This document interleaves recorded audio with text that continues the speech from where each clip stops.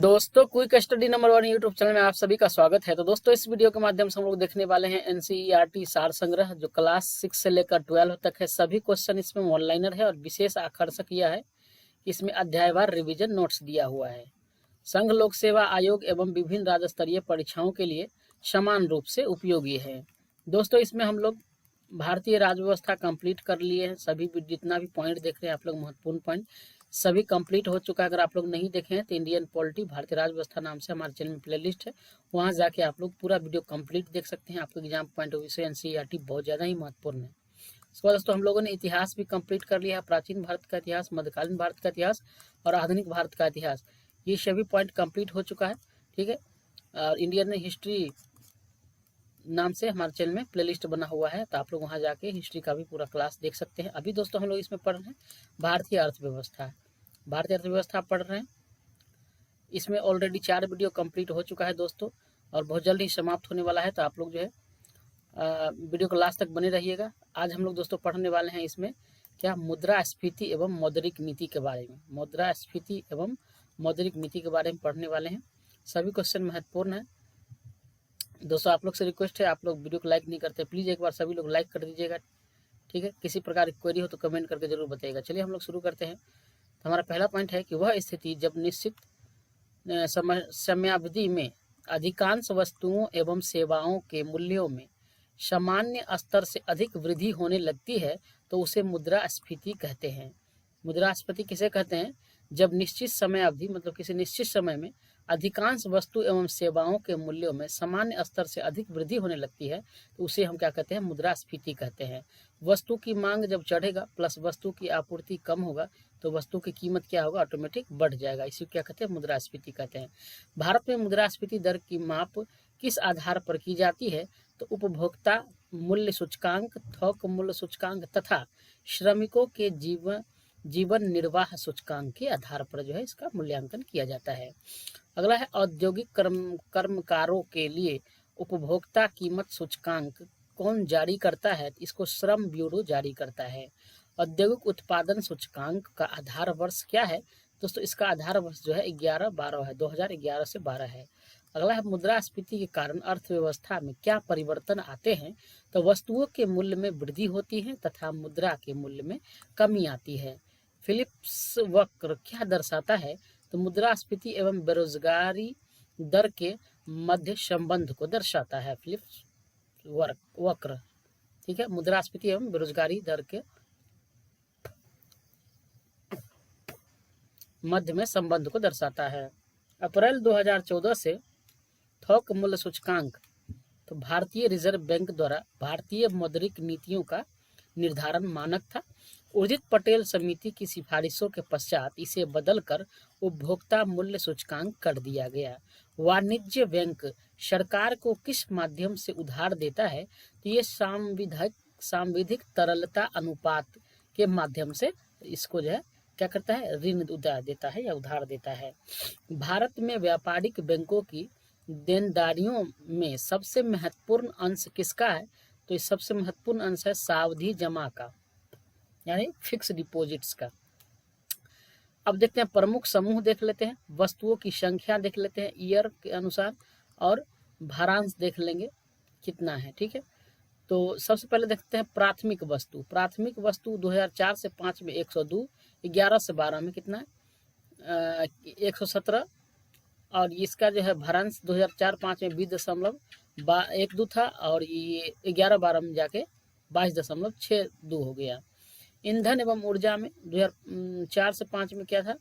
वस्तु की संख्या ये 19, और ये 11-12 में जाके 16 हो गया, घट गया। भरांश 2004-5 में कितना था? 14.91, लेकिन ये 2011-12 में जाके कम हो गया, 13.15 हो गया।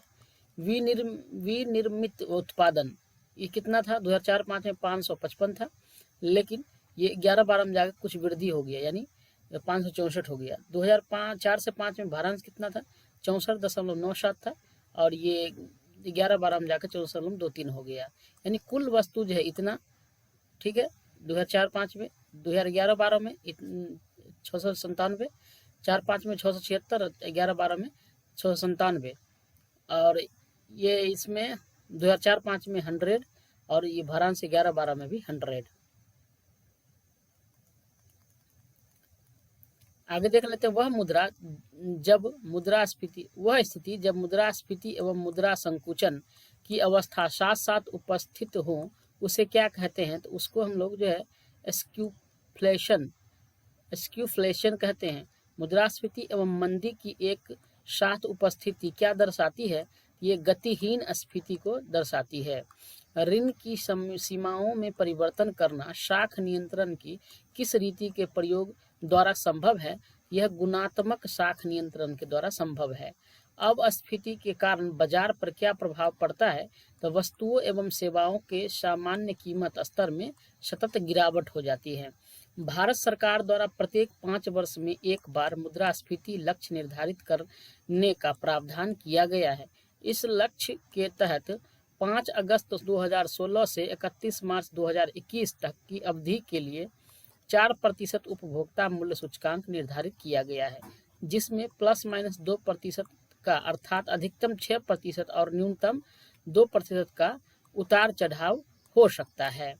अस्थायी मुद्रास्फीति की गणना में शामिल नहीं किया जाता है। अस्थायी मुद्रास्फीति की गणना में शामिल नहीं किया जाता क्या? तो खाद्य पदार्थ तथा ईंधन घटक का। अगला है, मौद्रिक नीतियों का समीक्षा कितने अंतराल पर की जाती है? तो प्रत्येक 2 माह के उपरांत जो है इसकी समीक्षा की जाती है।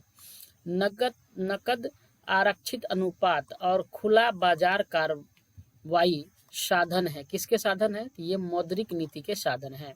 मौद्रिक नीति का निर्माण भारत में किसके द्वारा किया जाता है?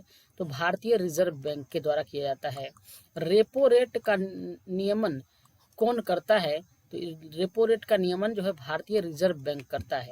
भारतीय रिजर्व बैंक के पास विभिन्न व्यावसायिक बैंकों की कुल जमा एवं आरक्षित राशि का निर्धारित भाग क्या कहलाता है? इसको नकद आरक्षित अनुपात कहा जाता है, जिसको हम लोग CRR कहते हैं, नकद आरक्षित अनुपात। अगला है, जब भारतीय रिजर्व बैंक नगद आरक्षित अनुपात में वृद्धि की घोषणा करता है तो इसका क्या तात्पर्य है? तो इसका तात्पर्य है कि वाणिज्यिक बैंकों के पास उधार देने के लिए मुद्रा की कमी होगी। हेलीकॉप्टर मुद्रा की अवधारणा का प्रतिपादन सर्वप्रथम अमेरिकी अर्थशास्त्री मिल्टन फ्रीडमैन ने किया था। हेलीकॉप्टर मुद्रा की अवधारणा का प्रतिपादन किसने किया था? तो अमेरिकी अर्थशास्त्री था कौन? Milton Friedman. इन्होंने सर्वप्रथम किया था। मिल्टन फ्रीडमैन अमेरिकी अर्थशास्त्री है। राज्य भविष्य निधि के अंतर्गत सरकार जो प्राप्त मुद्रा कुछ कोष में जमा किया जाता है उसको सार्वजनिक लेखा निधि में किया जाता है। भारत में मुद्रास्फीति मापन की सबसे लोकप्रिय माप क्या है? तो उपभोक्ता मूल्य सूचकांक है, CPI है, उपभोक्ता मूल्य सूचकांक। यदि किसी अर्थव्यवस्था में वस्तुओं एवं सेवाओं की मांग की अपेक्षा आपूर्ति अधिक हो जाए तो इसकी कीमतों में गिरावट आती है, जिसे मुद्रा संकुचन कहा जाता है। ऑपरेशन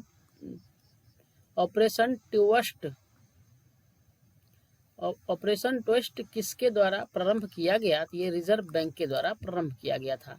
अनुसूचित वाणिज्यिक बैंक किसानों एवं ग्राहकों को जिस दर पर ऋण देता है उसे क्या कहते हैं? उसे कहते हैं आधार दर, यानी बेस रेट कहा जाता है। उपभोक्ता मूल्य सूचकांक की गणना किस आधार पर की जाती है? तो वस्तुओं एवं सेवाओं दोनों के कीमतों के आधार पर की जाती है। भारत में कर्मचारियों के महंगाई भत्ते के निर्धारण का आधार क्या है?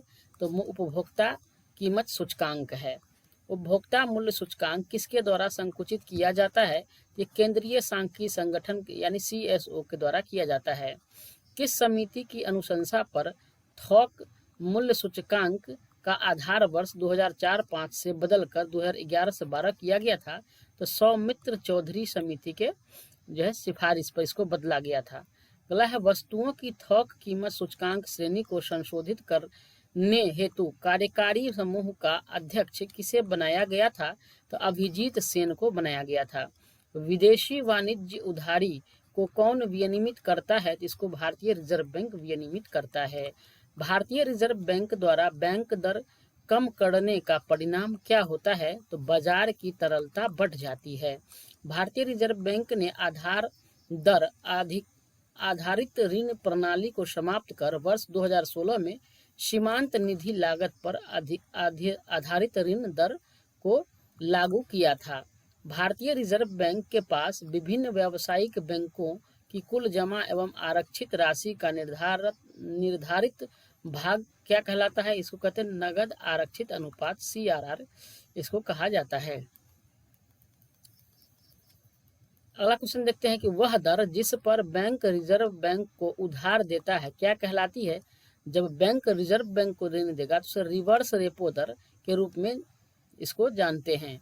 जिस दर पर बैंक जब रिजर्व बैंक को उधार देगा तो उसको रिवर्स रेपो दर कहा जाता है। बैंकों को अपने रोककर शेष और कुल परिसंपत्ति के मध्य एक निश्चित अनुपात रखना पड़ता है, उसे क्या कहते हैं? उसे सांविधिक तरलता अनुपात कहते हैं। अगला है वित्त क्षेत्रक सुधार पर नरसिम्हन समिति ने क्या सुझाव दिया था? तो सर्वाधिक तरलता अनुपात यानी SLR तथा नगद आरक्षित अनुपात CRR कम करने का। अगला है भारतीय रिजर्व बैंक द्वारा CRR में वृद्धि से क्या प्रभाव पड़ता है? तो मौद्रिक तरलता में कमी आती है। मौद्रिक नीति समिति का अध्यक्ष कौन होता है? तो रिजर्व बैंक का जो गवर्नर होता है वो होता है मौद्रिक नीति समिति का अध्यक्ष। मौद्रिक नीति समिति के 6 सदस्यों में से 3 सदस्य RBI के प्रतिनिधि होते हैं तथा अन्य 3 सदस्य की नियुक्ति केंद्र सरकार द्वारा की जाती है। वे ऋण जिसके ब्याज की दर परिवर्तनशील होती है उन्हें क्या कहते हैं? उन्हें फ्लोटिंग दर ऋण कहा जाता है। वे ऋण जिसके ब्याज की दर परिवर्तनशील होती है उन्हें क्या कहते हैं? फ्लोटिंग दर ऋण कहा जाता है। मुद्रास्फीति एवं मुद्रा संकुचन के प्रभाव क्या है? वर्ग क्षेत्र देखें, मुद्रास्फीति देखेंगे प्रभाव और मुद्रा संकुचन देखेंगे। उत्पादन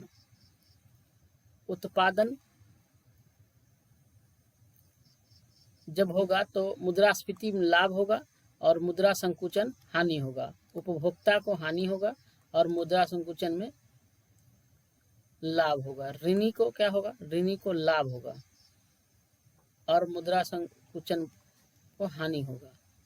ऋणदाता को क्या होगा? हानि होगा।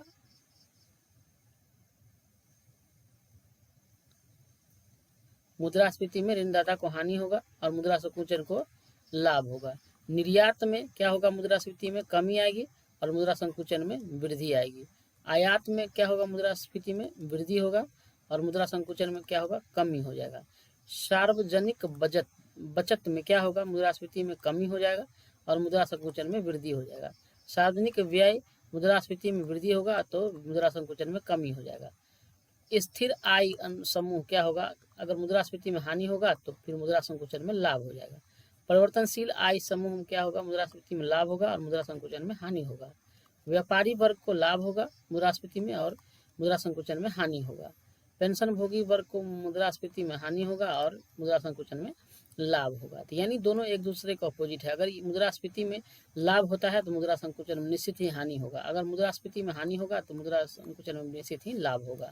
तो दूसरे का उल्टा है। ठीक है। अगला है CRR तथा SLR को सम्मिलित रूप से आरक्षी अनुपात अथवा RBI का नीतिगत अनुपात कहा जाता है। ठीक है। CRR तथा SLR को सम्मिलित रूप से आरक्षी अनुपात अथवा RBI का नीतिगत अनुपात कहा जाता है। तो दोस्तों आज के लिए इतना ही। ठीक है। आप लोग को कैसा लगा वीडियो आप लोग कमेंट करिएगा। अगले वीडियो में हम लोग जो है भारतीय वित्तीय बाजार, इंडियन फाइनेंशियल मार्केट के बारे में पढ़ेंगे। महत्वपूर्ण टॉपिक है। अर्थव्यवस्था है दोस्तों, तो थोड़ा कम ही हम लोग वीडियो करेंगे क्योंकि ज़्यादा समय इसमें